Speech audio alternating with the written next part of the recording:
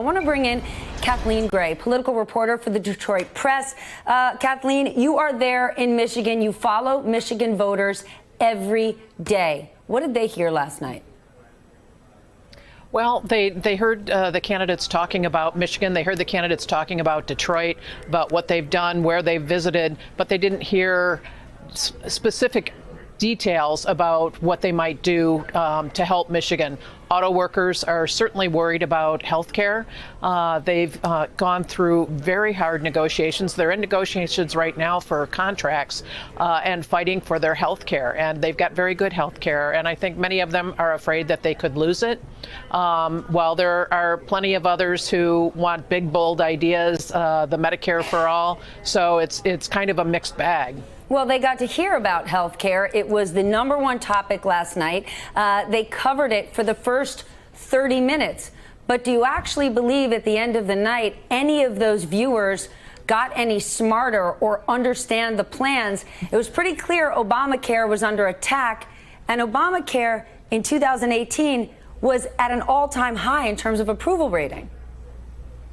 Yes, it was. And the only thing that they learned is that there are clear lines now that distinguish these candidates from each other, from the progressive wing to the more moderate wing. But the real question is where are they going to end up when this happens? And are they going to be able to get a Medicare for all passed? And what that means for them and their private insurance. Something that could trump every single policy, every platform is election security, and it was barely covered last night. Cory Booker brought it up, and I want to share just a bit of that. This is a case for the Democratic Party. The truth will set us free. We lost the state of Michigan because everybody from Republicans to Russians were targeting the suppression of African-American voters. We need to say that. If the African-American vote in this state had been like it was 4 years earlier, we would have won the state of Michigan. We need to have a campaign that is ready for what's coming. An all-out assault, especially on the most valuable voter group in the highest performing voter group in our coalition, which is Black women. Give us some context about election security, voter suppression, specifically in Michigan, and why you think this was not a bigger topic during either night of debate. Well, take Detroit, for example. 95% of Detroiters who voted in 2016 gave their vote to Hillary Clinton. So it's a very reliable Democratic vote. But 40,000 fewer Detroit voters voted in 2016 than voted in 2012. And the margin of difference between Donald Trump and Hillary Clinton in Michigan was 10,704 votes. So that's going to be one thing that the candidates are going to have to do, is make sure that everyone who can vote will vote. And so the voter suppression thing, I didn't hear much about it at all in either night of the debate. And I'm not sure if there's going to be much of a push. I know that our Secretary of State in Michigan, Jocelyn Benson, has been working on election security and making sure that the voting machines are safe, that everybody gets to vote. We passed a ballot proposal in 2018 that's going to allow more people to vote and to vote more easily. All right, Kathleen Gray, thank you so much. You had a pretty late night. We're going to let you take a quick rest. I want to bring into this conversation Basil Smikle, Democratic strategist and former executive director of the New York State Democratic Party, and Matt Gorman, Republican strategist and former communications director for the National Republican Congressional Committee.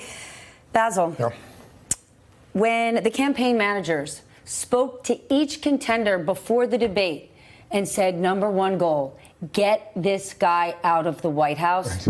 Did they get confused and think it was Barack Obama still there? Because that's the guy they went after. Yeah, that was a bit surprising because, as you said earlier, the Affordable Care Act is extraordinarily popular among all voters, not just Democrats. And in fact, it helped more red state voters than it did blue state voters. Having said that, it was very confusing last night. I think the average voter saw a lot of bickering. They didn't see a lot of unifying talk, except for maybe Cory Booker on occasion did speak that way and was more focused on Donald Trump than maybe the other candidates were.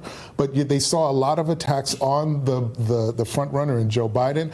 And so what I wonder is if there will be an a moderate alternative to Joe Biden that rises up. Maybe that's Cory Booker. Maybe he pushes himself into that top tier because of last night's performance.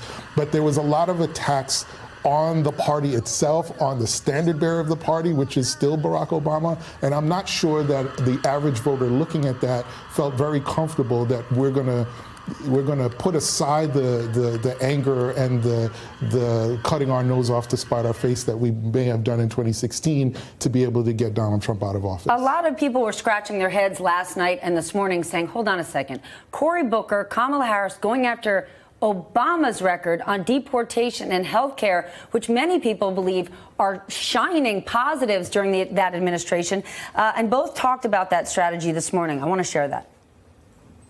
President Obama is the statesman of our party and has the highest approval ratings. But I don't think that any administration, as you and I both know who've been in public life, nothing's without criticism, and there are some really substantive issues to discuss. Barack Obama was an extraordinary president, and probably the best president, or one of the best presidents in our lifetimes. What he did and what he accomplished in getting the Affordable Care Act to actually come into being was extraordinary. But in his own words, he has said it was a starter house. He has said Medicare for all is a good idea. So when I talk about my Medicare for all plan, it is about building on the success of what President Obama achieved.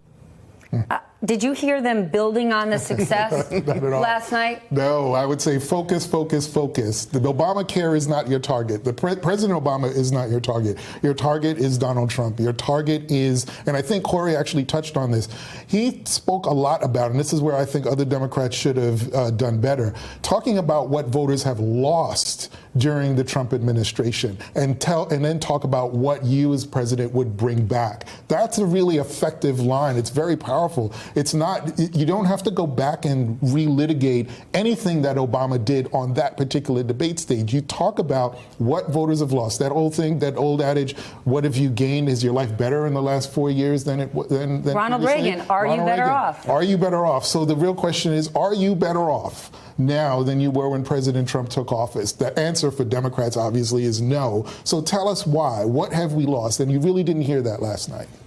We often say President Trump, he's killed others in debates. It's his special sauce. But when we watched last night and you watched each candidate sort of go through and in some cases stumble a bit on their policies, still they were performing at an A or a B level compared to President Trump has never articulated the details of his policies. When we go after, when I heard Democratic strategists last night on Twitter mock Joe Biden for a gaffe here or there, it's TPP, not TTP. Are they forgetting that President Trump told people to go out and vote on November 28th? Well, that's the thing. I think we get in our little bubbles on Twitter or in the political sphere, and we forget, hey, are people even watching this in mass right now, right? It's the summer of an off year. We're 15 months away from an election. But, you know, I think you're right. I think Democrats are very good at arguing among themselves on Medicare for all, on immigration. But the interesting part of it is these are broadly unpopular with the broader electorate, and you can't dismiss it as what are broadly unpopular? Medicare for all, when you eliminate private insurance and decriminalizing border crossing specifically.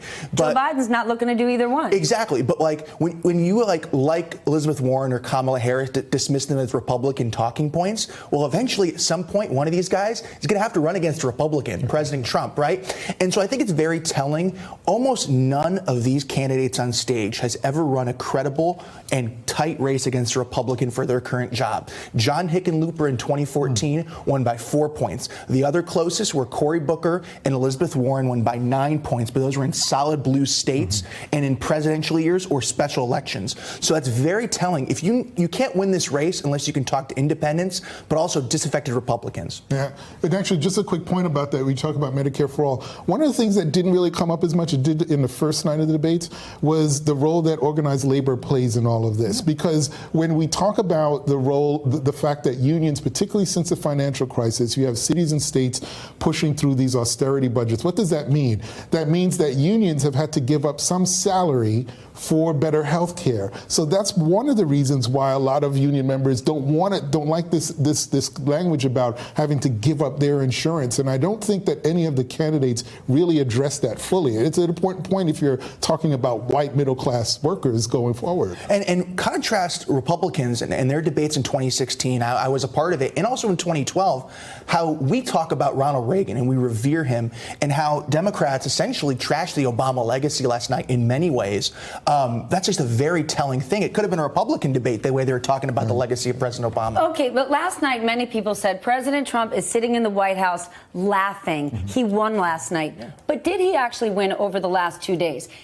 Did he get a moment like he had in the first debate where you have an entire stage saying, yes, we would look to give health care to undocumented immigrants? The president for the last month has wanted to say all Democrats are left-wing socialists.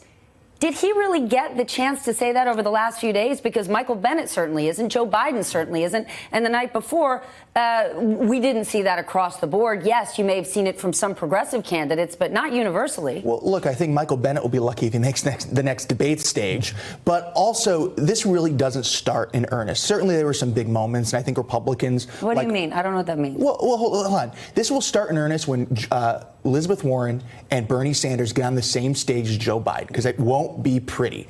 Like, Joe Biden, this is only as easy as it's going to get for Joe Biden. Kamala Harris and him dueled it out last night. I think he bested Kamala in many aspects. Corey and him went after it. I think Corey won that exchange. But when Elizabeth Warren and Bernie Sanders go after Joe Biden on Medicare for all, or just essentially being too moderate in their eyes, that's where it's going to get tough for him. Hey there, I'm Chris Hayes from MSNBC. Thanks for watching MSNBC on YouTube. If you want to keep up to date with the videos we're putting out, you can click subscribe just below me, or click over on this list to see lots of other great videos.